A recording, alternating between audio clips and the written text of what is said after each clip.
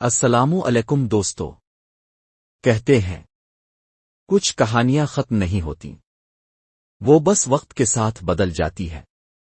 سردیوں کی ملاقات کی یہ آخری قسط ہے، جہاں برف کی سردی سچ کی گرمی سے پگھلنے والی ہے، جہاں محبت، نفرت اور سچ سب کا ایک ساتھ حساب ہونا ہے۔ آئیے چلتے ہیں اس آخری ملاقات کی طرف، جس کا نام ہے انجام۔ رات سرد تھی، لاہور کے نواحی علاقے میں برف کے چھوٹے ذرے چپ چاپ گرتے جا رہے تھے۔ سڑک کے کنارے ایک پرانی کار کھڑی تھی، اندر احمد بیٹھا تھا، چپ ساکت جیسے وقت تھم گیا ہو۔ اس کی گود میں ایک لفافہ رکھا تھا، جس پر صرف 2 لفظ لکھے تھے، میرے بات پڑھنا زینب۔ احمد نے آہستہ سے لفافہ کھولا، اندر ایک مختصر سا خط تھا، ساتھ ایک چھوٹی سی ویڈیو چپ، لفظوں پر آنسوؤں کے نشان تھے۔ احمد، اگر تم یہ پڑھ رہے ہو تو مطلب میں ہار گئی، مگر تم نہیں جانتے، میں وہ نہیں تھی جو تم سمجھتے تھے۔ میں نے پیسوں کے لیے کھیل شروع کیا، مگر ختم محبت پر کیا۔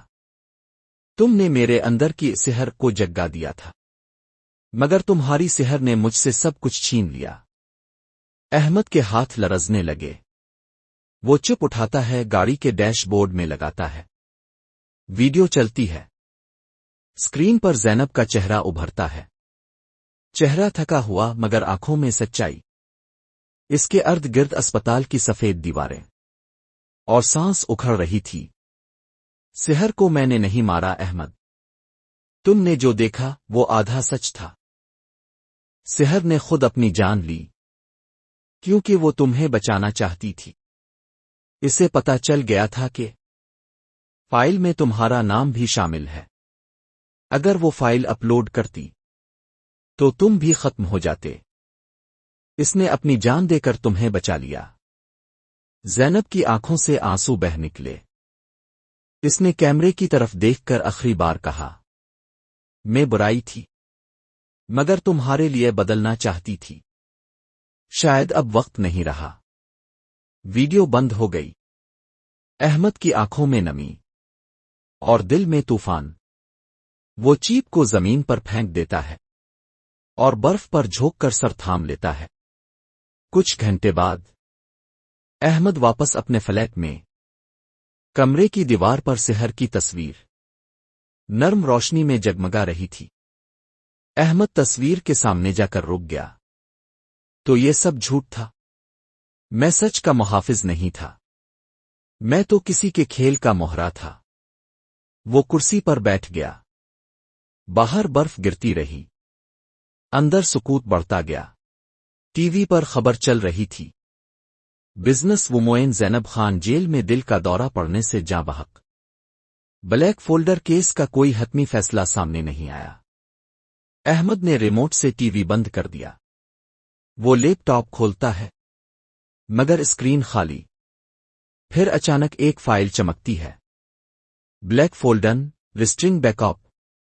احمد چونک کر دیکھتا ہے، یو ایس بی خود بخود آن ہو چکی تھی۔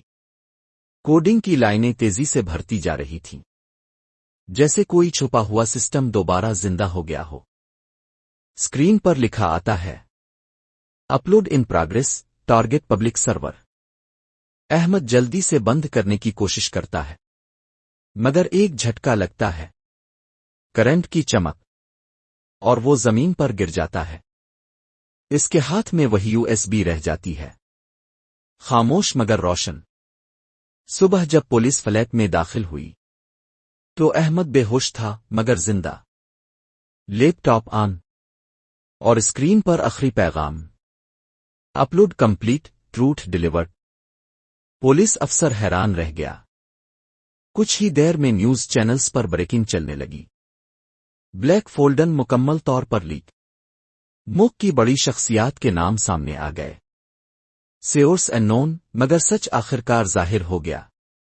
کچھ دن بعد احمد سحر اور زینب دونوں کی قبروں کے درمیان کھڑا تھا، ہاتھ میں سفید گلاب۔ وہ دھیرے سے بولا، تم دونوں نے اپنے اپنے طریقے سے سچ کو بچایا، اور میں تم دونوں کے درمیان کھو گیا۔